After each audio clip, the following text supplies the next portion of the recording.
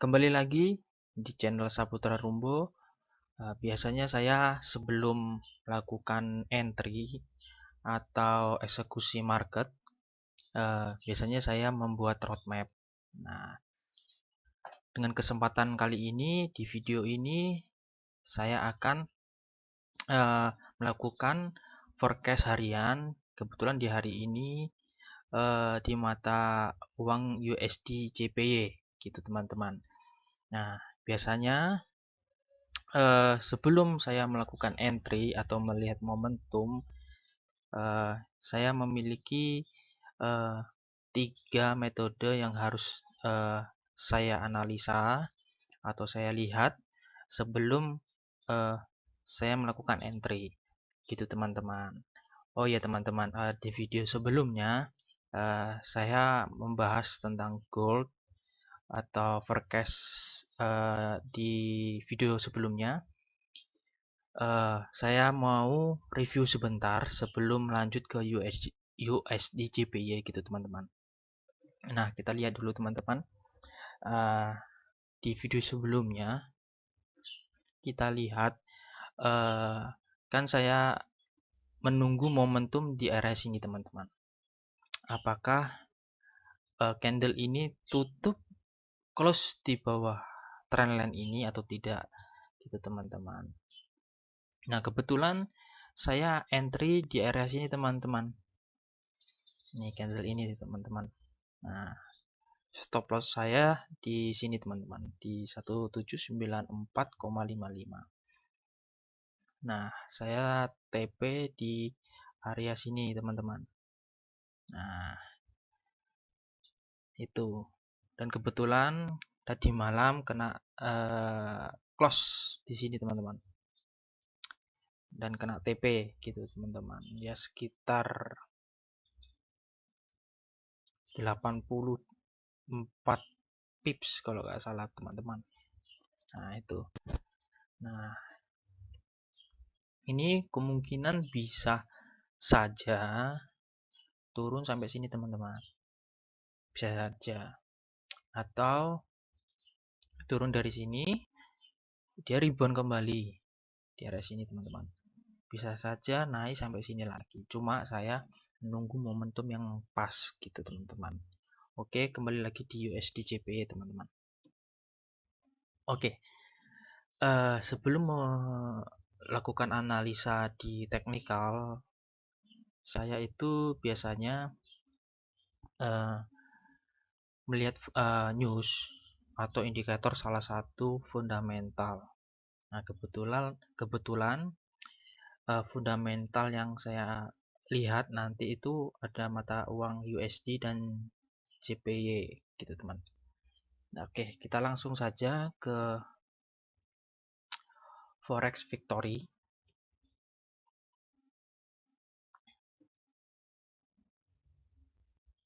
Oh, maaf teman-teman, agak lelet ya teman-teman. Maklumlah teman-teman. Oke, untuk hari ini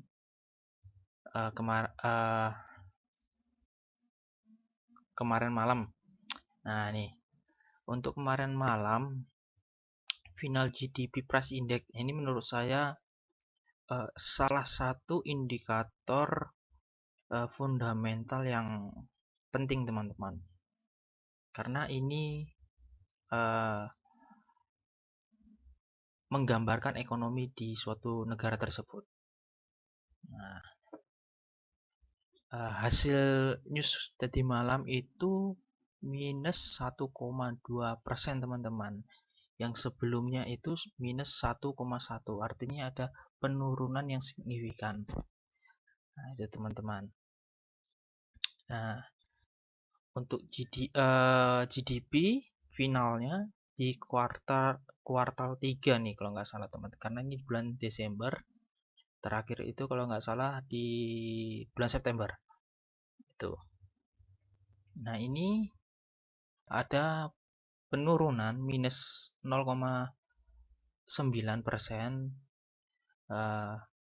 Data sebelumnya itu minus 0,8, artinya ada penurunan teman-teman. Nah, Sekarang untuk USD kita lihat yang tadi malam job openings ada peningkatan teman-teman untuk lowongan pekerjaan teman-teman. Ada 11,03 teman-teman. Jadi prediksi melebihi dari prediksi teman-teman. Dan melebihi hasil bulan lalu seperti itu. Kita lihat untuk nanti malam ada indikator yang penting teman-teman, yang menurut saya itu penting, yaitu unemployment claims.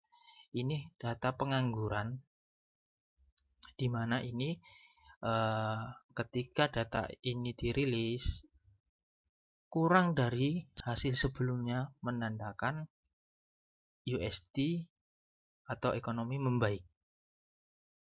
Begitu teman, ini menurut saya. Tapi unemployment claims lebih dari data sebelumnya, arti pengangguran meningkat. Nah, itu biasanya USD itu melemah teman-teman. Gitu ya teman-teman. Ini menurut saya. Oke. Oke, kita kembali lagi di data COT.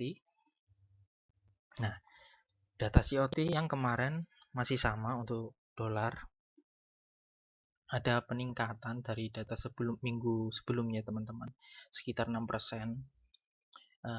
Kemungkinan saja USD akan menguat teman-teman.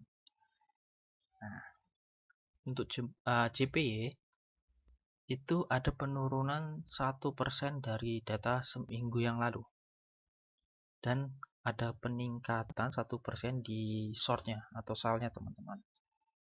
Gitu ya teman-teman. Lalu kita lihat dolar indeks teman-teman. Oke, teman-teman.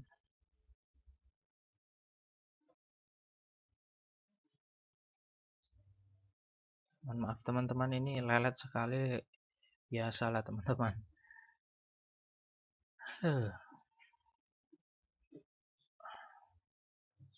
Lelet teman-teman, nanti sajalah.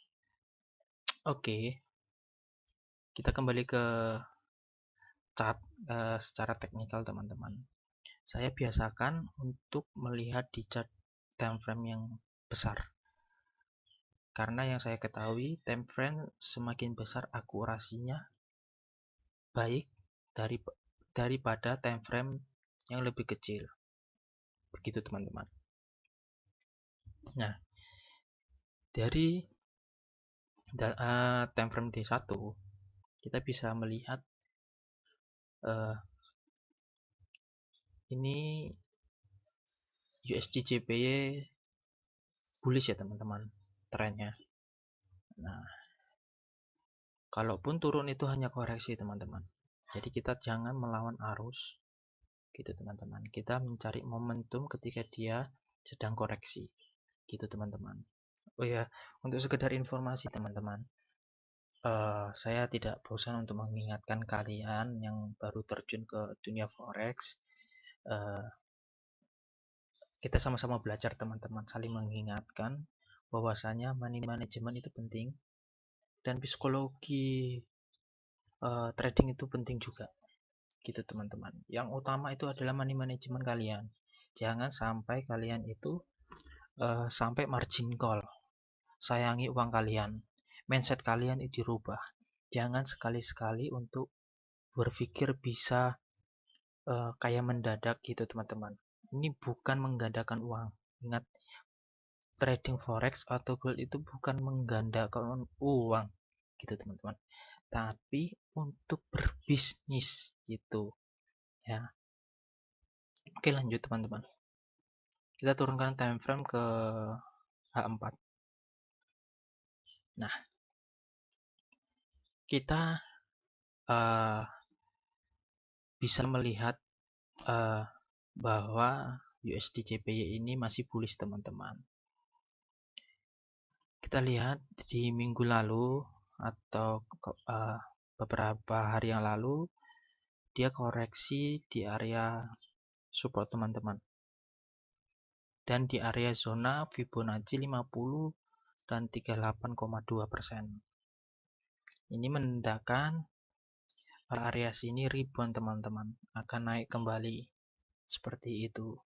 Nah, biasanya saya untuk eksekusi atau entry itu melihat momentum yang pas. Nah, kalau ketika dia rebound seperti ini, kembali ke atas, saya menunggu momen yang pas. Saya biasanya menunggu di sini, teman-teman. Kalaupun dia tidak sampai ke sini, saya tunggu teman-teman ini di breakout, teman-teman. Ketika di breakout di time frame H4 atau di time frame D1, biasanya saya nunggu koreksi ke bawah lagi. Contoh seperti ini, teman-teman.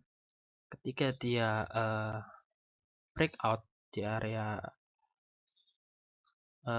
resisten yang menjadi support, dia koreksi ke bawah kembali. Nah, di sini momentum saya untuk entry, teman-teman.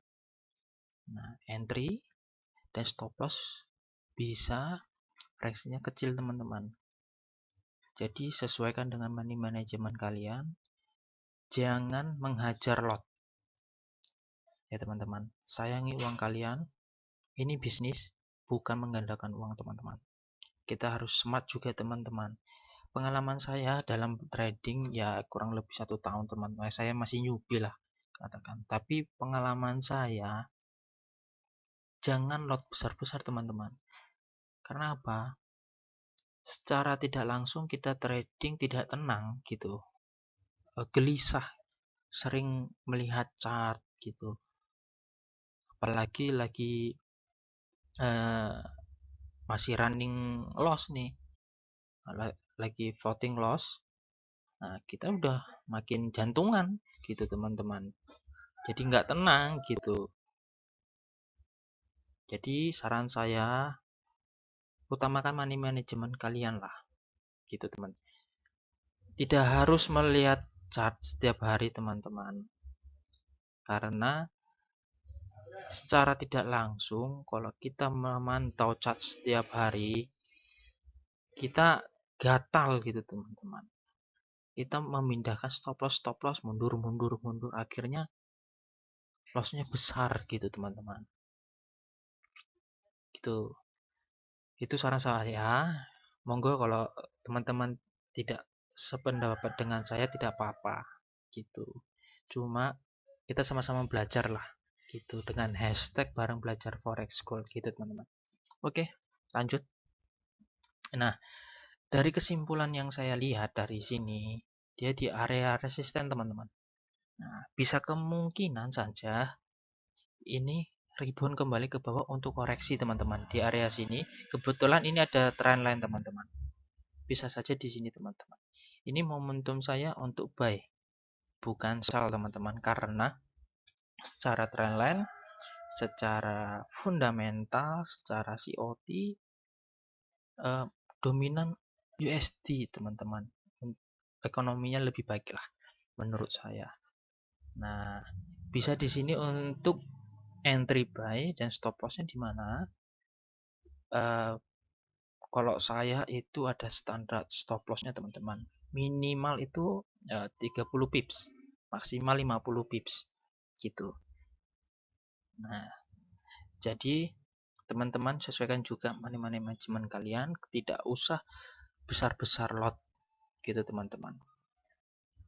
Gunakan lots yang pada semestinya, seperti 0,02 itu maksimal buat saya, teman-teman, atau 0,01. Nah, ketika kita ada standar money managementnya, lalu kita ada data dan kita punya dasar untuk entry, kita tenang, teman-teman. Mau teman kalian kerja atau beraktivitas, bisa tidak usah lihat chart terus, teman-teman. Gitu. Itu dari saya, saran saya, teman-teman. Oke, kita turunkan time frame ke H1, teman-teman. Nah, ini sempat di breakout, teman-teman. Tapi rebound kembali. Masuk ke area resisten, teman-teman. Nah, ini kemungkinan saja ini menurut saya bisa dari time frame H1 bisa saja turun di moving average 100 teman-teman. Tapi kalau lebih mantap nih itu di sini teman-teman. 113,385 teman-teman. Resistennya di area sini. Ya, kembali lagi sesuai ke money management kalian, stop lossnya kalian harus ada standarnya sesuai dengan budget kalian teman-teman. Itu TP-nya di mana? Ini TP bisa di sini teman-teman. Kita coba hal 4. Nah, ini TP bisa di sini teman-teman. Kenapa di sini? Di sini kita lihat histori sebelumnya teman-teman. Area ini area resisten di mana area ini ditembus lalu rebound kembali. Disentuh rebound kembali teman-teman. Nah, ini menurut saya lebih aman di sini teman-teman TP-nya. Itu. Oke teman-teman, itu saja forecast USD JPY. Ingat, ini bukan signal, tapi roadmap saya bisa untuk referensi kalian. Begitu teman-teman. Oke, see you next video selanjutnya. Bye-bye.